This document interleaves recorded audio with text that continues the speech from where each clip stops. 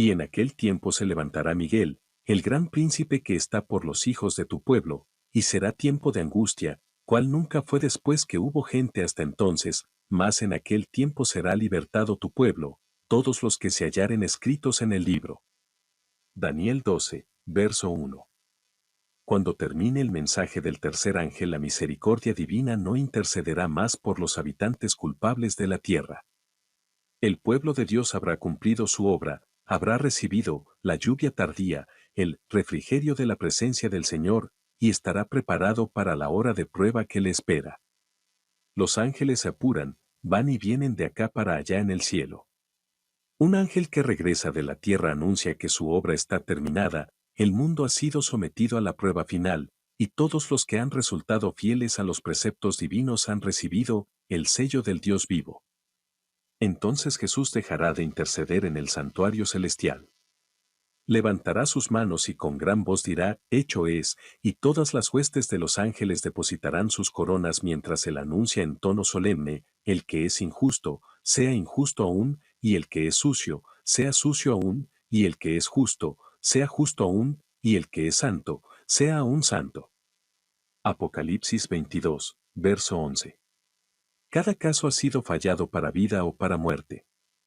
Cristo ha hecho propiciación por su pueblo y borrado sus pecados. El número de sus súbditos está completo, el reino, y el señorío y la majestad de los reinos debajo de todo el cielo van a ser dados a los herederos de la salvación y Jesús va a reinar como Rey de reyes y Señor de señores. Cuando él abandone el santuario, las tinieblas envolverán a los habitantes de la tierra.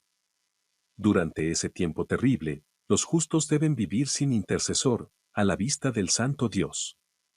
Nada refrena ya a los malos y Satanás domina por completo a los impenitentes empedernidos.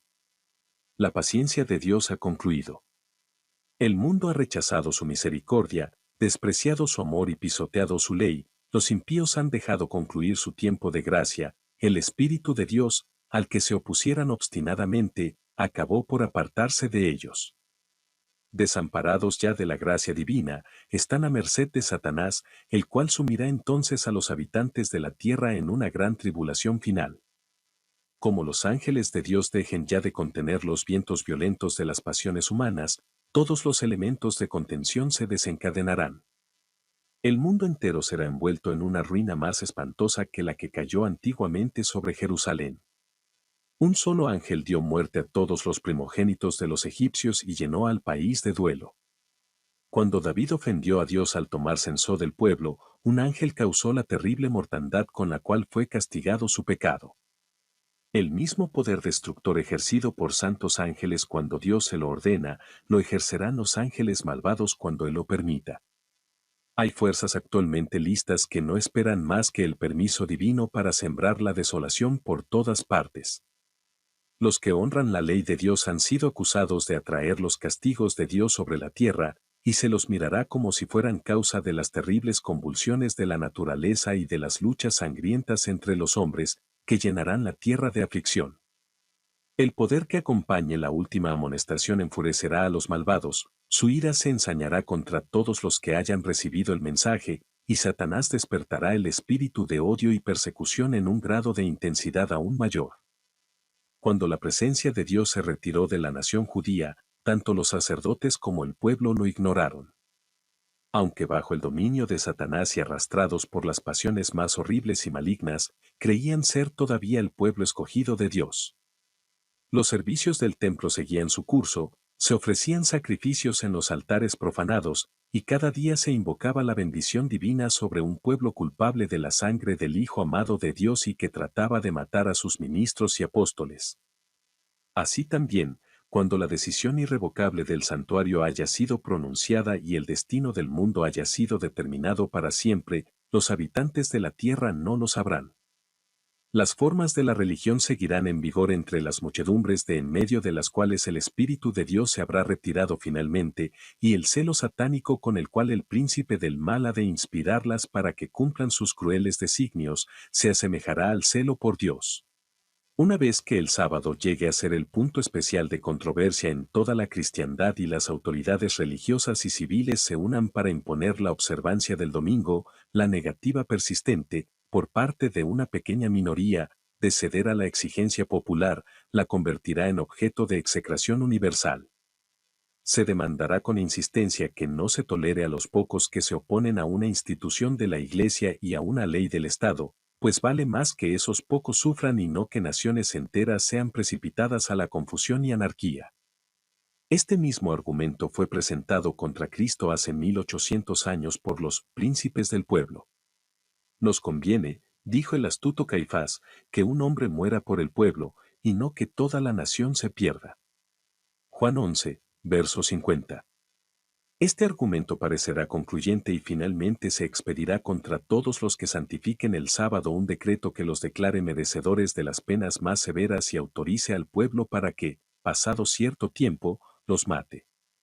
El romanismo en el Viejo Mundo y el protestantismo apóstata en la América del Norte actuarán de la misma manera contra los que honren todos los preceptos divinos. El pueblo de Dios se verá entonces sumido en las escenas de aflicción y angustia descritas por el profeta y llamadas el tiempo de la apretura de Jacob, porque así ha dicho Jehová, hemos oído voz de temblor, espanto, y no paz, hanse tornado pálidos todos los rostros, cuán grande es aquel día, tanto, que no hay otro semejante a él, tiempo de angustia para Jacob, más de ella será librado. Jeremías 30, versos 5 hasta el 7.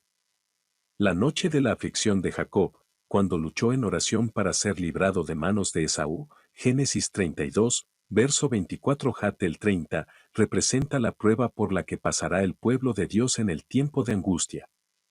Debido al engaño practicado para asegurarse la bendición que su padre intentaba dar a Esaú, Jacob había huido para salvar su vida, atemorizado por las amenazas de muerte que profería su hermano.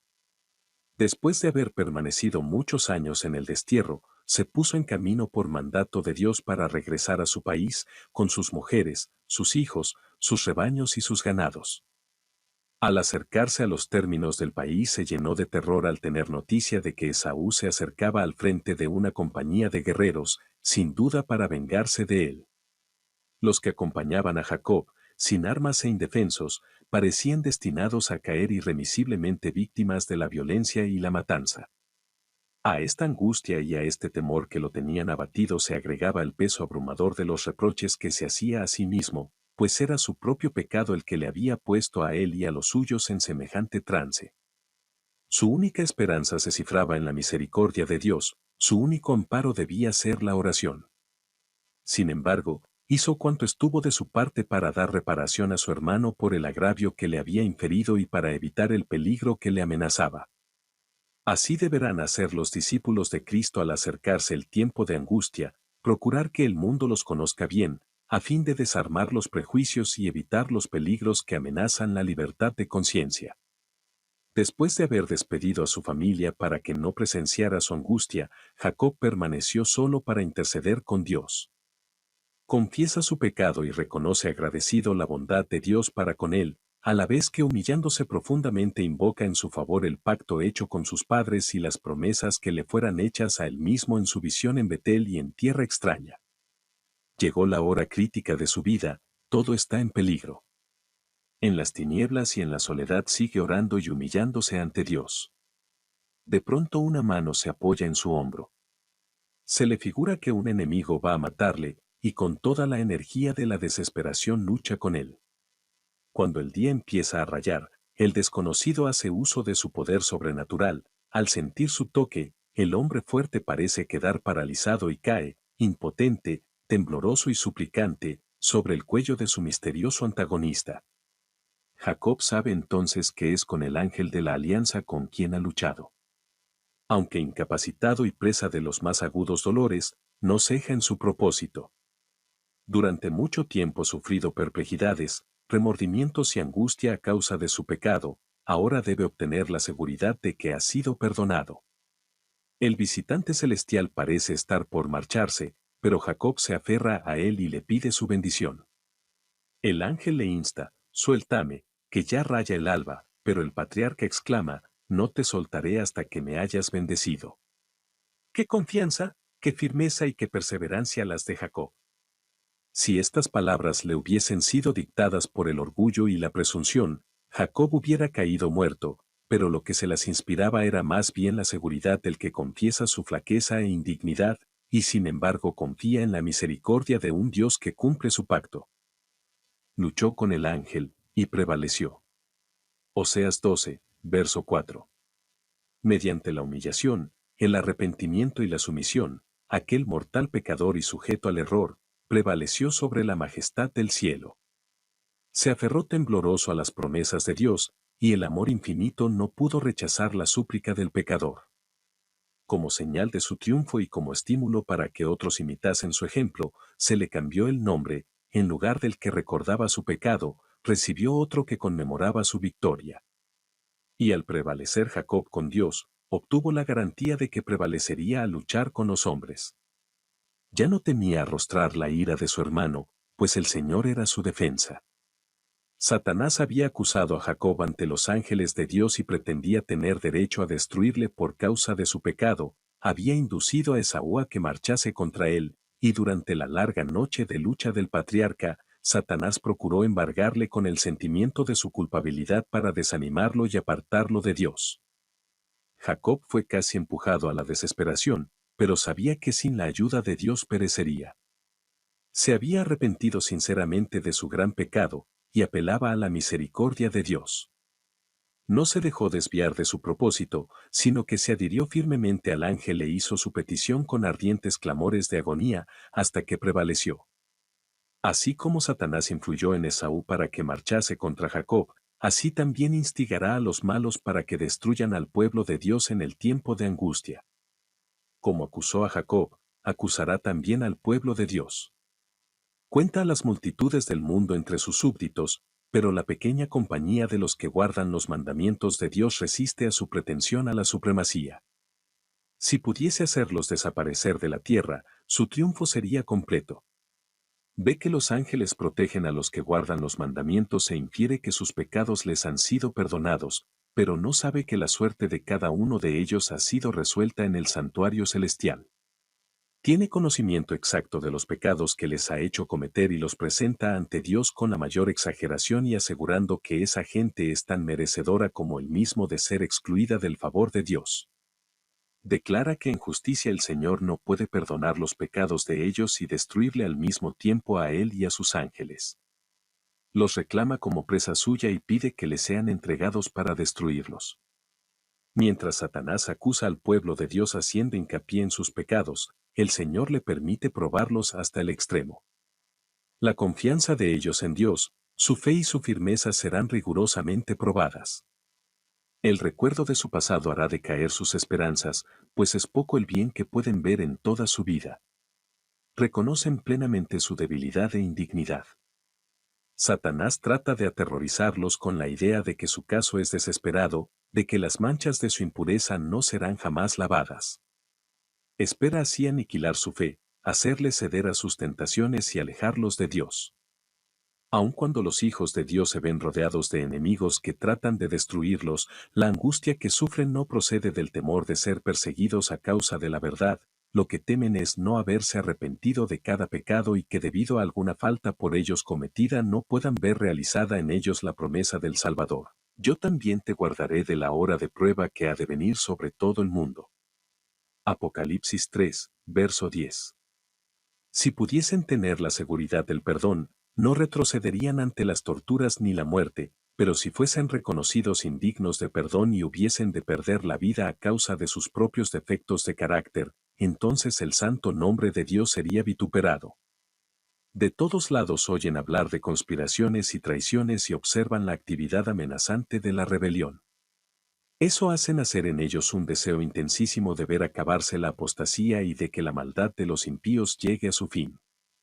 Pero mientras piden a Dios que detenga el progreso de la rebelión, se reprochan a sí mismos con gran sentimiento el no tener mayor poder para resistir y contrarrestar la potente invasión del mal. Les parece que si hubiesen dedicado siempre toda su habilidad al servicio de Cristo, avanzando de virtud en virtud, las fuerzas de Satanás no tendrían tanto poder sobre ellos. Afligen sus almas ante Dios, recordándole cada uno de sus actos de arrepentimiento de sus numerosos pecados y la promesa del Salvador. ¿Forzará alguien mi fortaleza? Haga conmigo paz, si haga paz conmigo. Isaías 27, verso 5. Su fe no decae si sus oraciones no reciben inmediata contestación. Aunque sufren la ansiedad, el terror y la angustia más desesperantes, no dejan de orar. Echan mano del poder de Dios como Jacob se aferró al ángel, y de sus almas se exhala el grito, no te soltaré hasta que me hayas bendecido. Si Jacob no se hubiese arrepentido previamente del pecado que cometió al adueñarse fraudulentamente del derecho de primogenitura, Dios no habría escuchado su oración ni le hubiese salvado la vida misericordiosamente.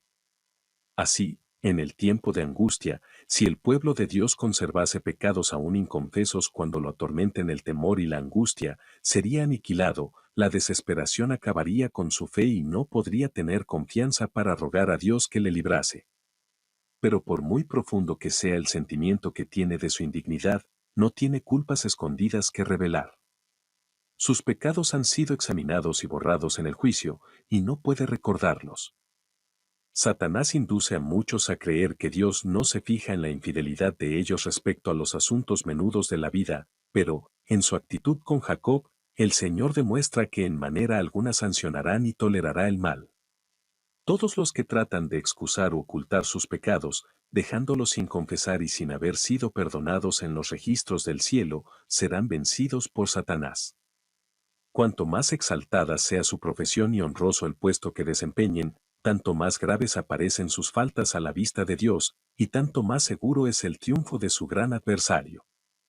Los que tardan en prepararse para el día del Señor, no podrán hacerlo en el tiempo de la angustia ni en ningún momento subsiguiente. El caso de los tales es sin esperanza. Los cristianos profesos que llegarán sin preparación al último y terrible conflicto, confesarán sus pecados con palabras de angustia consumidora, mientras los impíos se reirán de esa angustia. Esas confesiones son del mismo carácter que las de Esaú o de Judas. Los que las hacen lamentan los resultados de la transgresión, pero no su culpa misma. No sienten verdadera contrición ni horror al mal. Reconocen sus pecados por temor al castigo, pero, lo mismo que Faraón, volverían a maldecir al cielo si se suspendiesen los juicios de Dios. La historia de Jacob nos da además la seguridad de que Dios no rechazará a los que han sido engañados, tentados y arrastrados al pecado, pero que hayan vuelto a él con verdadero arrepentimiento. Mientras Satanás trata de acabar con esta clase de personas, Dios enviará a sus ángeles para consolarlas y protegerlas en el tiempo de peligro. Los asaltos de Satanás son feroces y resueltos, sus engaños terribles, pero el ojo de Dios descansa sobre su pueblo y su oído escucha su súplica. Su aflicción es grande, las llamas del horno parecen estar a punto de consumirlos, pero el refinador los sacará como oro purificado por el fuego. El amor de Dios para con sus hijos durante el periodo de su prueba más dura es tan grande y tan tierno como en los días de su mayor prosperidad, pero necesitan pasar por el horno de fuego, debe consumirse su mundanalidad, para que la imagen de Cristo se refleje perfectamente. Los tiempos de apuro y angustia que nos esperan requieren una fe capaz de soportar el cansancio, la demora y el hambre, una fe que no desmaye a pesar de las pruebas más duras. El tiempo de gracia les es concedido a todos a fin de que se preparen para aquel momento. Jacob prevaleció porque fue perseverante y resuelto. Su victoria es prueba evidente del poder de la oración importuna. Todos los que se aferren a las promesas de Dios como lo hizo Él, y que sean tan sinceros como Él lo fue, tendrán tan buen éxito como Él. Los que no están dispuestos a negarse a sí mismos, a luchar desesperadamente ante Dios y a orar mucho y con empeño para obtener su bendición, no lo conseguirán. ¿Cuán pocos cristianos saben lo que es luchar con Dios? ¿Cuán pocos son los que jamás suspiraron por Dios con ardor hasta tener como intención todas las facultades del alma? Cuando olas de indecible desesperación envuelven al suplicante, cuán raro es verle atenerse con fe inquebrantable a las promesas de Dios. Los que solo ejercitan poca fe, están en mayor peligro de caer bajo el dominio de los engaños satánicos y del decreto que violentará las conciencias. Y aun en caso de soportar la prueba, en el tiempo de angustia se verán sumidos en mayor aflicción porque no se habrán acostumbrado a confiar en Dios. Las lecciones de fe que hayan descuidado, tendrán que aprenderlas bajo el terrible peso del desaliento. Deberíamos aprender ahora a conocer a Dios, poniendo a prueba sus promesas. Los ángeles toman nota de cada oración ferviente y sincera. Sería mejor sacrificar nuestros propios gustos antes que descuidar la comunión con Dios. La mayor pobreza y la más absoluta abnegación, con la aprobación divina, valen más que las riquezas, los honores, las comodidades y amistades sin ella. Debemos darnos tiempo para orar. Si nos dejamos absorber por los intereses mundanos, el Señor puede darnos ese tiempo que necesitamos, quitándonos nuestros ídolos, ya sean estos oro, casas o tierras feraces. La juventud no se dejaría seducir por el pecado si se negase a entrar en otro camino que aquel sobre el cual pudiera pedir la bendición de Dios. Si los que proclaman la última solemne amonestación al mundo rogasen por la bendición de Dios, no con frialdad e indolencia, sino con fervor y fe como lo hizo Jacob, encontrarían muchas ocasiones en que podrían decir, vi a Dios cara a cara, y fue librada mi alma. Génesis 32, verso 30. Serían considerados como príncipes en el cielo, con poder para prevalecer con Dios y los hombres. El tiempo de angustia, cual nunca fue después que hubo gente, se iniciará pronto, y para entonces necesitaremos tener una experiencia que hoy por hoy no poseemos y que muchos no pueden lograr debido a su indolencia. Sucede muchas veces que los peligros que se esperan no resultan tan grandes como uno se los había imaginado, pero este no es el caso respecto de la crisis que nos espera. La imaginación más fecunda no alcanza a darse cuenta de la magnitud de tan dolorosa prueba. En aquel tiempo de tribulación, cada alma deberá sostenerse por sí sola ante Dios. Si Noé, Daniel y Job estuvieren en el país, vivo yo, dice Jehová el Señor, que ni a hijo ni a hija podrán ellos librar por su justicia, tan solo a sus propias almas librarán. Ezequiel 14, verso 20. Ahora, mientras que nuestro gran sumo sacerdote está haciendo propiciación por nosotros, debemos tratar de llegar a la perfección en Cristo. Nuestro Salvador no pudo ser inducido a ceder a la tentación ni siquiera en pensamiento. Satanás encuentra en los corazones humanos algún asidero en que hacerse firme, es tal vez algún deseo pecaminoso que se acaricia, por medio del cual la tentación se fortalece. Pero Cristo declaró al hablar de sí mismo, viene el príncipe de este mundo, mas no tiene nada en mí. Juan 14, verso 30. Satanás no pudo encontrar nada en el Hijo de Dios que le permitiese ganar la victoria. Cristo guardó los mandamientos de su Padre y no hubo en él ningún pecado de que Satanás pudiese sacar ventaja. Esta es la condición en que deben encontrarse los que han de poder subsistir en el tiempo de angustia. En esta vida es donde debemos separarnos del pecado por la fe en la sangre expiatoria de Cristo. Nuestro amado Salvador nos invita a que nos unamos a Él, a que unamos nuestra flaqueza con su fortaleza, nuestra ignorancia con su sabiduría, nuestra indignidad con sus méritos. La providencia de Dios es la escuela en la cual debemos aprender a tener la mansedumbre y humildad de Jesús.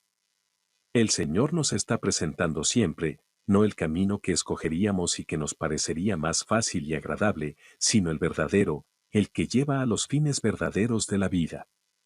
De nosotros está, pues, que cooperemos con los factores que Dios emplea en la tarea de conformar nuestros caracteres con el modelo divino. Nadie puede descuidar o aplazar esta obra sin grave peligro para su alma. El apóstol San Juan, estando en visión, oyó una gran voz que exclamaba en el cielo, «Ay de los moradores de la tierra y del mar, porque el diablo ha descendido a vosotros, teniendo grande ira, sabiendo que tiene poco tiempo». Apocalipsis 12, verso 12. Espantosas son las escenas que provocaron esta exclamación de la voz celestial. La ira de Satanás crece a medida que se va acercando el fin, y su obra de engaño y destrucción culminará durante el tiempo de angustia. Pronto aparecerán en el cielo signos pavorosos de carácter sobrenatural, en prueba del poder milagroso de los demonios. Los espíritus de los demonios irán en busca de los reyes de la tierra y por todo el mundo para aprisionar a los hombres con engaños e inducirlos a que se unan a Satanás en su última lucha contra el gobierno de Dios. Mediante estos agentes, tanto los príncipes como los súbditos serán engañados. Surgirán entes que se darán por el mismo Cristo y reclamarán los títulos y el culto que pertenecen al Redentor del mundo. Harán curaciones milagrosas y asegurarán haber recibido del cielo revelaciones contrarias al testimonio de las Sagradas Escrituras. El acto capital que coronará el gran drama del engaño será que el mismo Satanás se dará por el Cristo. Hace mucho que la Iglesia profesa esperar el advenimiento del Salvador como consumación de sus esperanzas. Pues bien, el gran engañador simulará que Cristo habrá venido. En varias partes de la tierra, Satanás se manifestará a los hombres como ser majestuoso, de un brillo deslumbrador, parecido a la descripción que del Hijo de Dios da San Juan en el Apocalipsis. Apocalipsis 1, verso 13 hasta el 15. La gloria que le rodee superará cuanto hayan visto los ojos de los mortales. El grito de triunfo repercutirá por los aires: Cristo ha venido, Cristo ha venido.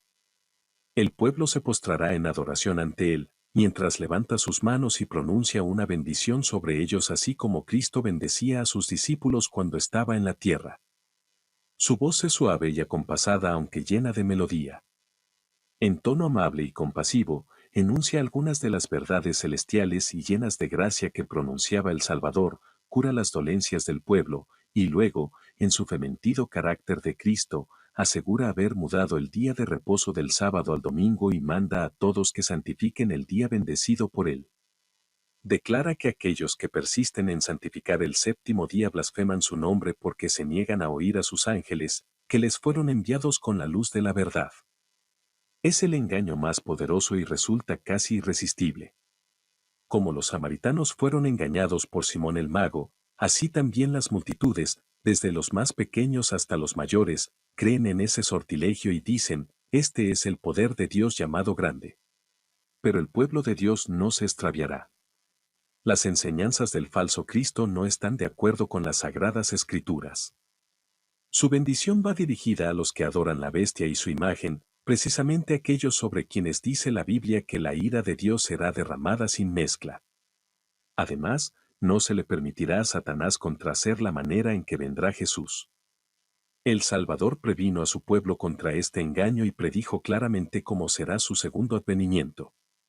Porque se levantarán falsos cristos y falsos profetas, y darán señales grandes y prodigios, de tal manera que engañarán, si es posible, aun a los escogidos. Así que, si os dijeren: he aquí en el desierto está, no salgáis; he aquí en las cámaras, no creáis. Porque como el relámpago que sale del oriente y se muestra hasta el occidente, así será también la venida del Hijo del Hombre. Mateo 24, verso 24 hasta el 27 y 31, capítulo 25, verso 31, Apocalipsis 1, verso 7. Primera de Tesalonicenses 4, verso 16 y 17. No se puede remediar semejante aparición. Todos la conocerán y el mundo entero la presenciará. Solo los que hayan estudiado diligentemente las Escrituras y hayan recibido el amor de la verdad en sus corazones serán protegidos de los poderosos engaños que cautivarán al mundo. Merced al testimonio bíblico descubrirán al engañador bajo su disfraz. El tiempo de prueba llegará para todos. Por medio de la criba de la tentación se reconocerá a los verdaderos cristianos. ¿Se sienten los hijos de Dios actualmente bastante firmes en la palabra divina para no ceder al testimonio de sus sentidos?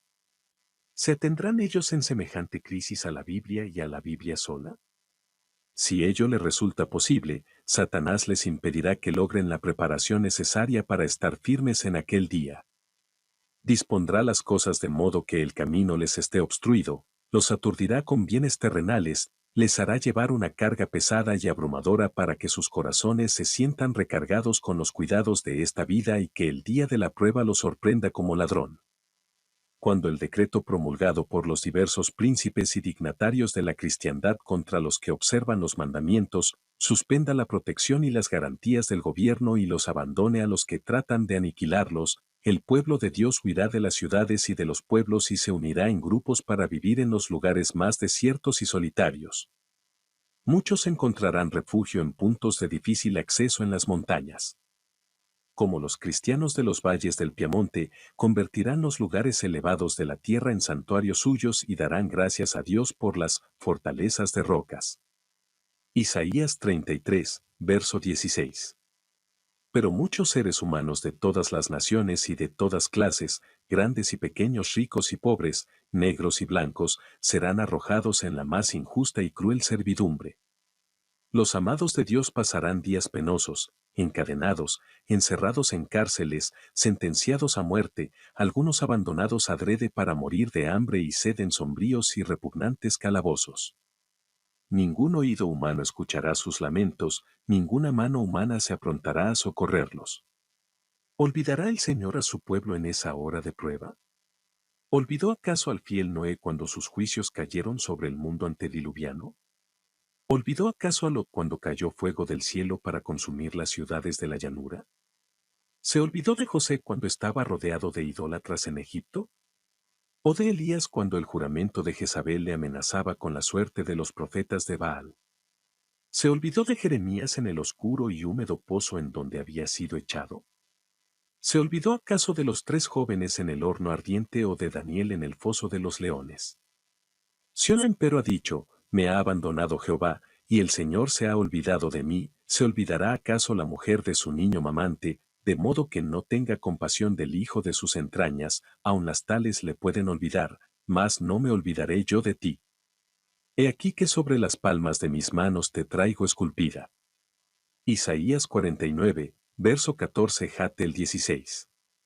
El Señor de los ejércitos ha dicho, aquel que os toca a vosotros, le toca a él en la niña de su ojo. Zacarías 2, verso 8. Aunque los enemigos los arrojen a la cárcel, las paredes de los calabozos no pueden interceptar la comunicación entre sus almas y Cristo. Aquel que conoce todas sus debilidades, que ve todas sus pruebas, está por encima de todos los poderes de la tierra, y acudirán ángeles a sus celdas solitarias, trayéndoles luz y paz del cielo. La prisión se volverá palacio, pues allí moran los que tienen mucha fe, y los lóbregos muros serán alumbrados con luz celestial como cuando Pablo y Silas oraron y alabaron a Dios a medianoche en el calabozo de Filipos. Los juicios de Dios caerán sobre los que traten de oprimir y aniquilar a su pueblo. Su paciencia para con los impíos da a estos alas en sus transgresiones, pero su castigo no será menos seguro ni terrible por mucho que haya tardado en venir. Jehová se levantará como en el monte Perasim, y se indignará como en el valle de Gabaón, para hacer su obra extraña, y para ejecutar su acto extraño. Isaías 28, verso 21. Para nuestro Dios misericordioso la tarea de castigar resulta extraña. Vivo yo, dice el Señor Jehová, que no quiero la muerte del impío. Ezequiel 33, verso 11. El Señor es compasivo y clemente, lento en iras y grande en misericordia y en fidelidad, que perdona la iniquidad, la transgresión y el pecado. Sin embargo, visita la iniquidad de los padres sobre los hijos, y sobre los hijos de los hijos, hasta la tercera y hasta la cuarta generación. Jehová es lento en iras y grande en poder, y de ningún modo tendrá por inocente al rebelde. Éxodo 34, versos 6 y 7, Nahum 1, verso 3. Él vindicará con terribles manifestaciones la dignidad de su ley pisoteada. Puede juzgarse de cuán severa ha de ser la retribución que espera a los culpables por la repugnancia que tiene el Señor para hacer justicia. La nación a la que soporta desde hace tanto tiempo y a la que no destruirá hasta que no haya llenado la medida de sus iniquidades, según el cálculo de Dios, beberá finalmente de la copa de su ira sin mezcla de misericordia. Cuando Cristo deje de interceder en el santuario, se derramará sin mezcla la ira de Dios de la que son amenazados los que adoran a la bestia y a su imagen y reciben su marca. Apocalipsis 14, verso 9, 10. Las plagas que cayeron sobre Egipto cuando Dios estaba por libertar a Israel fueron de índole análoga a los juicios más terribles y extensos que caerán sobre el mundo inmediatamente antes de la liberación final del pueblo de Dios.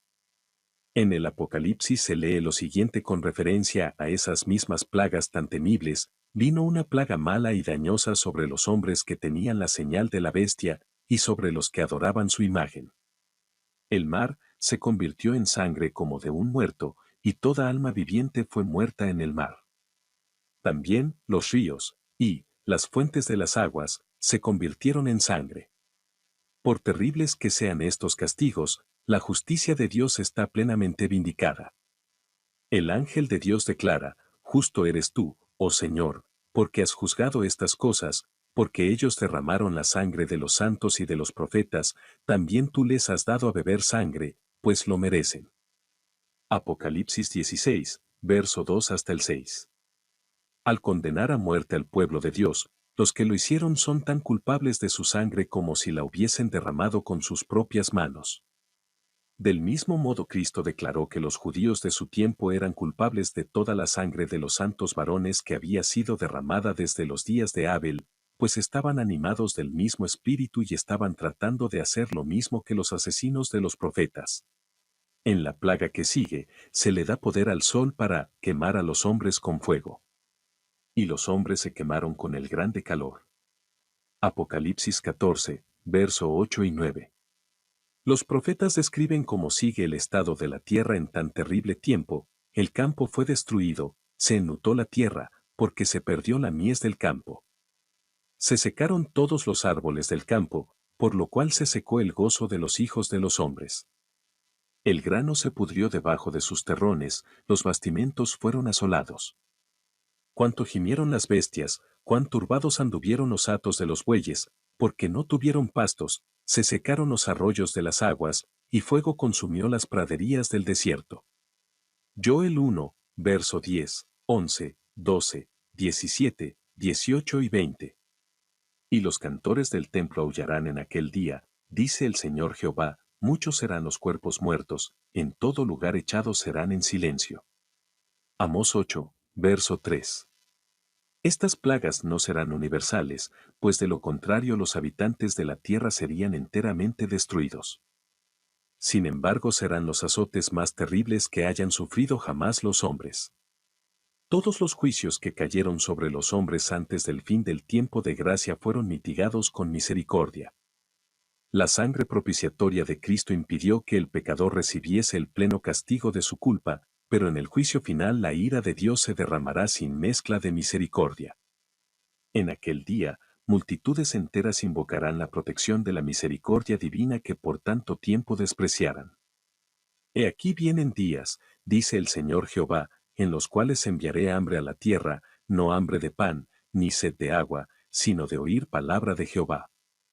E irán errantes de mar a mar, desde el norte hasta el oriente discurrirán buscando palabra de Jehová, y no la hallarán. Amós 8, verso 11 y 12. El pueblo de Dios no quedará libre de padecimientos, pero aunque perseguido y acongojado y aunque sufra privaciones y falta de alimento, no será abandonado para perecer. El Dios que cuidó de Elías no abandonará a ninguno de sus abnegados hijos. El que cuenta los cabellos de sus cabezas, cuidará de ellos y los atenderá en tiempos de hambruna. Mientras los malvados estén muriéndose de hambre y pestilencia, los ángeles protegerán a los justos y suplirán sus necesidades. Escrito está del que camina en justicia, que se le dará pan y sus aguas serán ciertas. Cuando los pobres y los menesterosos buscan agua y no la hay, y la lengua se les seca de sed, yo, Jehová, les escucharé, yo, el Dios de Israel, no los abandonará. Isaías 33, verso 16, 41, verso 17. Mas aunque la higuera no floreciere, y no hubiere fruto en la vid, aunque faltare el producto del olivo, y los campos nada dieren de comer, aunque las ovejas fueren destruidas del aprisco, y no hubiere vacas en los pesebres, sin embargo, los que teman a Jehová se regocijarán en él y se alegrarán en el Dios de su salvación. Habacuc 3, verso 17 y 18. Jehová es tu guardador, Jehová es tu sombra a tu mano derecha. El sol no te fatigará de día, ni la luna de noche. Jehová te guardará de todo mal, él guardará tu alma. Y él te librará del lazo del cazador, de la peste destruidora. Con sus plumas te cubrirá, y debajo de sus alas estarás seguro, escudo y adarga es su verdad. No tendrás temor de espanto nocturno, ni de saeta que vuele de día, ni de pestilencia que ande en oscuridad, ni de mortandad que en medio del día destruya. Caerán a tu lado 1000, y 10.000 a tu diestra, mas a ti no llegará. Ciertamente con tus ojos mirarás, y verás la recompensa de los impíos. Porque tú has puesto a Jehová, que es mi esperanza, al Altísimo por tu habitación, no te sobrevendrá mal, ni plaga tocará tu morada.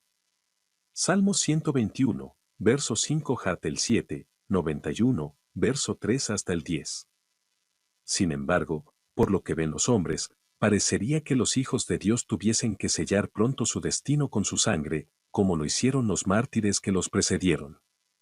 Ellos mismos empiezan a temer que el Señor los deje perecer en las manos homicidas de sus enemigos. Es un tiempo de terrible agonía. De día y de noche claman a Dios para que los libre. Los malos triunfan y se oye este grito de burla: ¿dónde está ahora vuestra fe? Porque no os libra Dios de nuestras manos si sois verdaderamente su pueblo. Pero mientras esos fieles cristianos aguardan, recuerdan que cuando Jesús estaba muriendo en la cruz del Calvario los sacerdotes y príncipes gritaban en tono de mofa: a otro salvó, a sí mismo no puede salvar, si es el Rey de Israel, descienda ahora de la cruz, y creeremos en él. Mateo 27, verso 42. Como Jacob, todos luchan con Dios. Sus semblantes expresan la agonía de sus almas. Están pálidos, pero no dejan de orar con fervor. Si los hombres tuviesen la visión del cielo, verían compañías de ángeles poderosos en fuerza estacionados en torno de los que han guardado la palabra de la paciencia de Cristo. Con ternura y simpatía, los ángeles han presenciado la angustia de ellos y han escuchado sus oraciones. Aguardan la orden de su jefe para arrancarlos al peligro. Pero tienen que esperar un poco más. El pueblo de Dios tiene que beber de la copa y ser bautizado con el bautismo. La misma dilación que es tan penosa para ellos, es la mejor respuesta a sus oraciones. Mientras procuran esperar con confianza que el Señor obre, son inducidos a ejercitar su fe, esperanza y paciencia como no lo hicieron durante su experiencia religiosa anterior. Sin embargo, el tiempo de angustia será acortado por amor de los elegidos. ¿Y acaso Dios no defenderá la causa de sus escogidos, que claman a él día y noche? Os digo que defenderá su causa presto. Lucas 18, versos 7 y 8. El fin vendrá más pronto de lo que los hombres esperan. El trigo será recogido y atado en gavillas para el granero de Dios, la cizaña será amarrada en haces para los fuegos destructores. Los centinelas celestiales, fieles a su cometido, siguen vigilando. Por más que un decreto general haya fijado el tiempo en que los observadores de los mandamientos puedan ser muertos, sus enemigos, en algunos casos, se anticiparán al decreto y tratarán de quitarles la vida antes del tiempo fijado. Pero nadie puede atravesar el cordón de los poderosos guardianes colocados en torno de cada fiel. Algunos son atacados al huir de las ciudades y villas. Pero las espadas levantadas contra ellos se quiebran y caen como si fueran de paja. Otros son defendidos por ángeles en forma de guerreros. En todos los tiempos Dios se valió de santos ángeles para socorrer y librar a su pueblo. Los seres celestiales tomaron parte activa en los asuntos de los hombres. Aparecieron con vestiduras que relucían como el rayo, vinieron como hombres en traje de caminantes. Hubo casos en que aparecieron ángeles en forma humana a los siervos de Dios. Descansaron bajo los robles al mediodía como si hubiesen estado cansados. Aceptaron la hospitalidad en hogares humanos. Sirvieron de guías a viajeros extraviados. Con sus propias manos encendieron los fuegos del altar. Abrieron las puertas de las cárceles y libertaron a los siervos del Señor.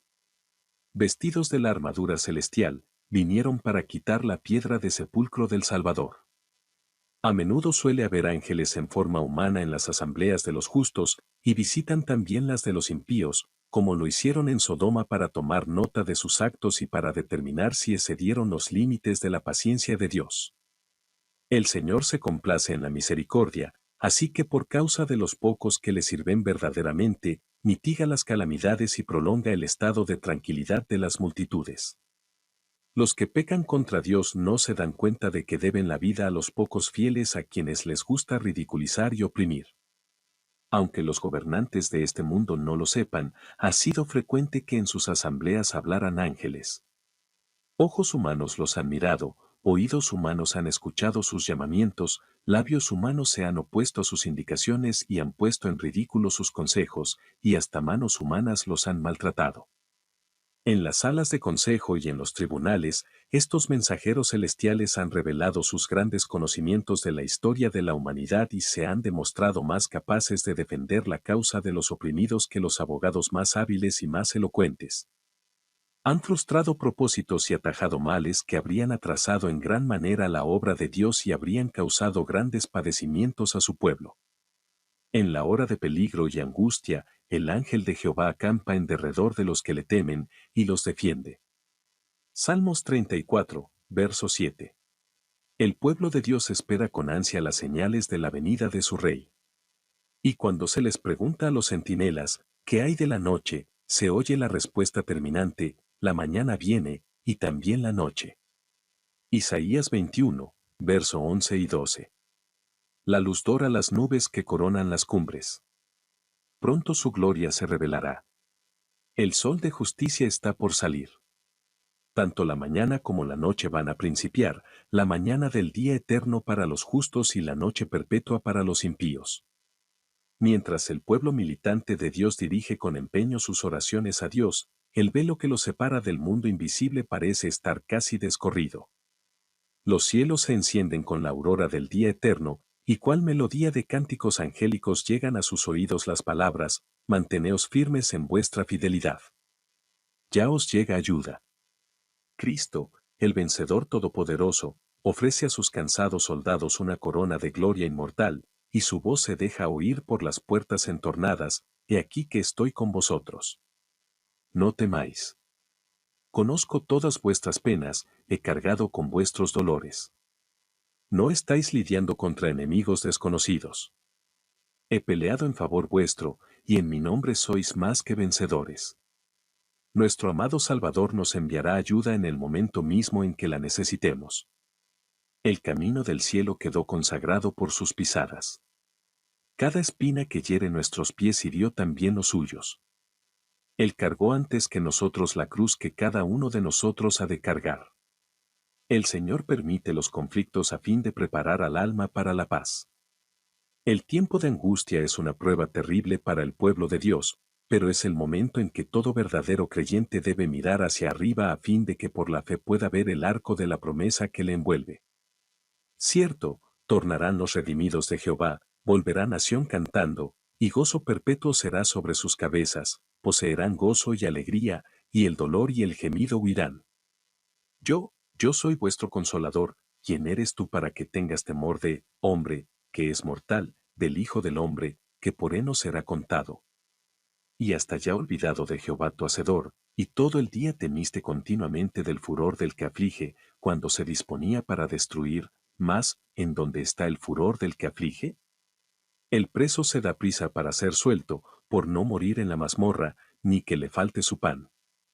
Empero yo Jehová, que parto la mar, y suenan sus ondas, soy tu Dios, cuyo nombre es Jehová de los ejércitos. Y en tu boca he puesto mis palabras, y con la sombra de mi mano te cubrí. Isaías 51, verso 11 hasta el 16. Oye pues ahora esto, miserable, ebria, y no de vino, así dijo tu Señor Jehová, y tu Dios, el cual pleitea por su pueblo, he aquí he quitado de tu mano el cáliz de aturdimiento, la hez del cáliz de mi furor, nunca más lo beberás, y ponerlo en mano de tus angustiadores que dijeron a tu alma, encórvate, y pasaremos. Y tú pusiste tu cuerpo como tierra, y como camino, a los que pasan. Isaías 51, verso 21 hasta el 23. El ojo de Dios, al mirar al través de las edades, se fijó en la crisis a la cual tendrá que hacer frente su pueblo, cuando los poderes de la tierra se unan contra él. Como los desterrados cautivos, temerán morir de hambre o por la violencia. Pero el Dios Santo que dividió las aguas del Mar Rojo delante de los israelitas manifestará su gran poder libertándolos de su cautiverio. Ellos me serán un tesoro especial, dice Jehová de los ejércitos, en aquel día que yo preparo, y me compadeceré de ellos, como un hombre se compadece de su mismo hijo que le sirve. Malaquías 3, verso 17. Si la sangre de los fieles siervos de Cristo fuese entonces derramada, no sería ya, como la sangre de los mártires, semilla destinada a dar una cosecha para Dios. Su fidelidad no sería ya un testimonio para convencer a otros de la verdad, pues los corazones endurecidos han rechazado los llamamientos de la misericordia hasta que éstos ya no se dejan oír. Si los justos cayesen entonces presa de sus enemigos, sería un triunfo para el príncipe de las tinieblas. El salmista dice, me esconderá en su pabellón en el día de calamidad, me encubrirá en lo recóndito de su tabernáculo. Salmos 27, verso 5. Cristo ha dicho, ven, pueblo mío, entra en tus aposentos, cierra tus puertas sobre ti, escóndete por un corto momento, hasta que pase la indignación. Porque he aquí que Jehová sale de su lugar para castigar a los habitantes de la tierra por su iniquidad. Isaías 26, verso 20 y 21. Gloriosa será la liberación de los que lo han esperado pacientemente y cuyos nombres están escritos en el libro de la vida.